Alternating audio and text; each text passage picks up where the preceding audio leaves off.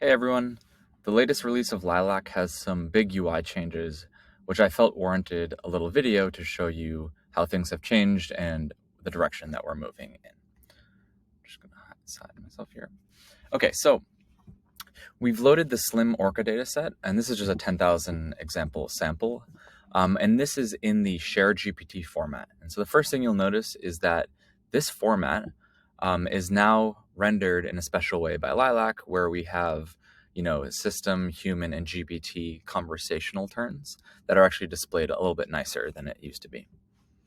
The second thing that I want to point you to is the new way we visualize the actual text data. And we're actually using what VSCode uses underneath the covers, which is Monaco, to do this rendering.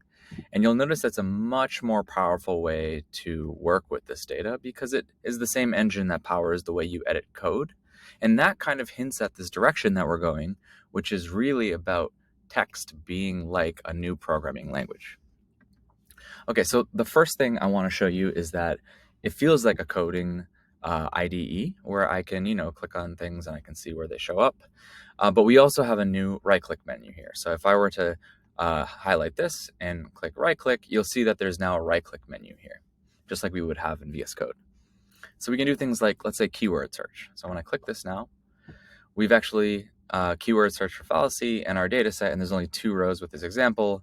And we now have a little bit of a different rendering engine here. And we can actually see that the mini map reflects the places that I see this keyword search on the right now. And so that's kind of a nice way to look through our data set here.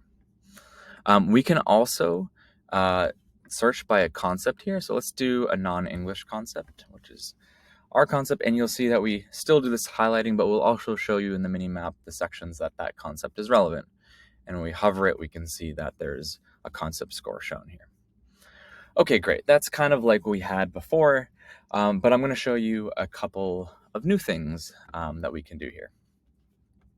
So one of the things that is very important when we're working with text data is the ability to share problems with other people, because we might want to fix a heuristic to actually go and change that.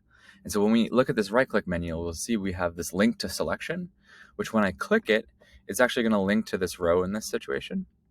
And the URL actually reflects the full state of this deep linked row. And so I could go and refresh the page and copy this and put it in a new tab. Let's just refresh it, and you'll see that we'll jump this line. And this can be really useful when there's slightly longer documents. So let's go ahead and try to find one that's a little longer. Let's go even longer than that. How about this one here? Great. So let's go and say we want to highlight something going on here. And actually, I'm going to do a specific selection. Let's say that we don't like this Unicode character here. So what we're going to do is we're just going to highlight this block here, and maybe we want to share this with someone else. So we're going to right-click and link to selection. And now you'll see that this is highlighted and it's in the URL now. So let's actually just go and refresh the page. And you'll see that we now will deep link you to exactly the selection so that it can be shared with other people. We can obviously always go back to the markdown view by clicking this button here if you want to see that version of it, but we're now moving towards this world where it feels more like an editor. That actually hints us at our next direction, which will be about turning edit mode on here so we can actually change values here and save them. That will be coming in a future release, so stay tuned for that. So that's it. Keep this short. I hope you enjoy the new features.